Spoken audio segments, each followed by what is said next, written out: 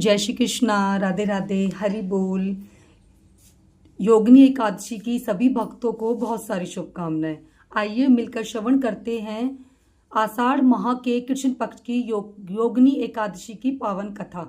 धर्मराज युधिष्ठिर बोले, हे जनार्दन, अब आप कृपा करके आषाढ़ माह के कृष्ण पक्ष की एकादशी का नाम तथा महात्म्य क्या है सो सब वर्णन कीजिए। श्री कृष्ण भगवान बोले, हे राजन, आषाढ़ माह के कृष्ण पक्ष की एकादशी का नाम योगिनी है। इसके व्रत से समस्त पाप नष्ट हो जाते हैं और यह इस लोक में भोग तथा परलोक में मुक्ति देने वाली है। हे राजेश्वर, यह एकादशी तीनों लोकों में प्रसिद्ध है। मैं आपसे एक पुराणों में कही गई कथा कहता हूँ, ध्यानपूर्वक सुनिए। अलकापुरी नामक एक नगरी में एक कुबेर नाम राजा राज्य करता था। वह शिव भक्त था। उसकी पूजा के लिए एक माली पुष्प लाया करता था।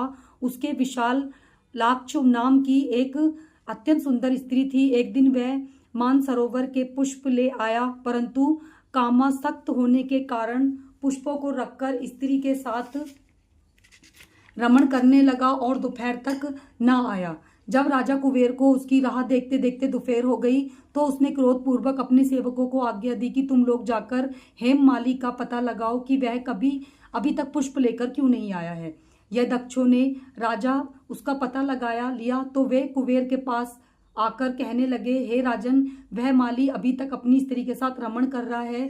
यक्षों की इस बात को सुनकर कुबेर ने हेममाली को बुलाने की आज्ञा दी। हेममाली राजा कुबेर के सम्मुख डर से कांपता हुआ उपस्थित हुआ और प्रणाम किया। उसे देखकर राजा कुबेर को महान क्रोध आया। उसने कहा कि हे पापी, महानीच कामी, तूने मेरे पूजनीय ईश्वर प्रभु शिवजी का अनादर किया है। इससे मैं तुझे श्राप देता हूं कि तू स्त्री का वियोग भोगेगा और मृत्युलोक में जाकर कोढ़ी होगा। कुबेर के श्राप से प्रभाव से वह उसी क्षण स्वर्ग से पृथ्वी पर गिर पड़ा और कोढ़ी हो गया और उसकी स्त्री भी उसी समय अंतर ध्यान हो गई। मृत्युलोक में जाकर उसने महान दुख भोगे, परंतु शिवजी की भक्ति के प्रभाव से उसकी बुद्धि मलिन ना हुई। वह हिमालय पर्वत की ओर चल दिया। वहां पर चलते चलते मार्कंडेय ऋषि के आश्रम में पहुंचा।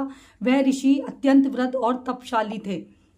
उनको देखकर वह हेमा माली वहां गया और उनको प्रणाम करके उनके चरणों में गिर पड़ा।